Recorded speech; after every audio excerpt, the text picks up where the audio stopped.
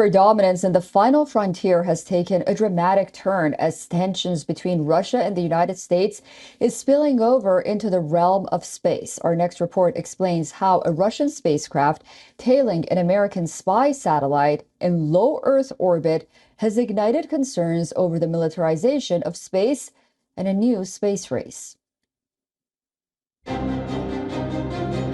Spy satellites are the sentinels of the skies. Hovering over the Earth, the watchful eyes do the job of reconnaissance and intelligence gathering. They also engage in spy wars. In a scenario reminiscent of the Cold War, the Americans are spooked by a Russian spacecraft dubbed the Cosmos 2576. The Pentagon says the Russian satellite is tailing its satellite that was launched in 2021. While the Russian satellite has not directly approached the US satellite, its presence in the same orbital ring has set the alarm bells ringing. Russia launched a satellite into low Earth orbit that we assess is likely a counter space weapon, presumably capable of attacking other satellites in low Earth orbit. Russia deployed this new counter space weapon into the same orbit as a U.S. government satellite. The United States Space Command wasted no time in labeling Cosmos 2576 a counter space weapon. Their assessment suggests this Russian spacecraft is capable of attacking other satellites in low Earth orbit. Moscow swiftly denied any aggressive intent, dismissing Washington's claims as malicious and unfounded.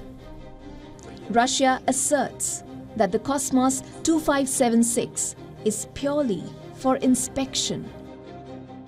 Earlier, President Vladimir Putin denied the US assertions in February that Russia was developing a space-based anti-satellite nuclear weapon to disrupt everything from military communications to phone-based ride services.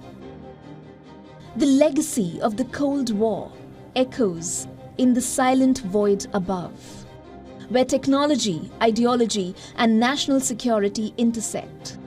The stakes are high, but the potential to impact the future of space exploration.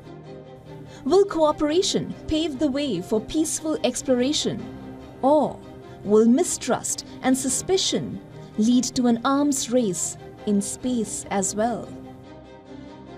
Bureau Report, WION World is One.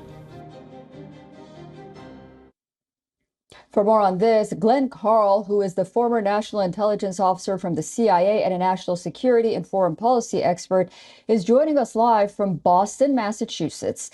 Glenn, great to see you again. How does the Russian spacecraft hailing an American spy satellite in low Earth orbit, as they say, impact the intelligence gathering capabilities of the U.S.? And what are the potential consequences of this action on the global balance of power ultimately? Well, nice to see you again, too. It doesn't immediately, the fact that a Russian satellite is tailing, we'll say, an American surveillance satellite or satellites doesn't change anything at present about the capabilities of the United States. But as a potential change that it could cause, that is quite significant.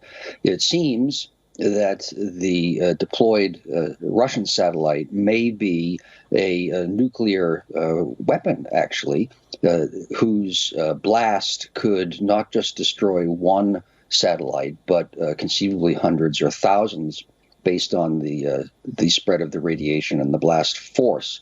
So the potential ramifications are huge, but it's more, I think, setting up a capability by the Russians than at present changing the current structure of forces and capabilities. And in your expert opinion, what are the implications of this incident on the militarization of space? And, you know, there was talk in the beginning of the Biden administration that perhaps the United States and Russia could work together on a number of issues. And one of them would have been to establish clear boundaries to prevent an arms race in space. now, given Well, this incident, there seems to be right. growing concern. Well, I think we're past concern to actually decades now, although diplomats on all sides have been trying to say that there's a possible peaceful future, which is true. But there have been treaties about to ban the militarization of space, the use of space for any military purpose for the life, for as long as humans have traveled into space, which is my lifetime, 65 years or so. However, treaties are honored when it's in the interest of the signatories to honor them. And when tensions grow in the estimation of one side or the other to a point where they perceive greater national interest in doing what they wish rather than what the treaty says, that will happen, whether it's in space or on land. In the 1920s, the major global powers negotiated a limitation on the size of warships, and that was honored until it was not. And I don't mean to be facetious or flippant, but that's what happened. And we then had the devastation of World War II. Similarly, in space, there have been efforts to limit militarization, but since tensions are clearly great between Russia and the United States, between China and the United States, and with a growing number of space powers, you're seeing pressure on the agreements that is now passing the bounds, and we're starting to see the militarization of space, and I expect that will continue. All right, very interesting stuff. Thank you so much for that thorough analysis. Glenn Carl joining us from Boston, Massachusetts. Glenn, I look forward to speaking to you again very soon. And you, thanks.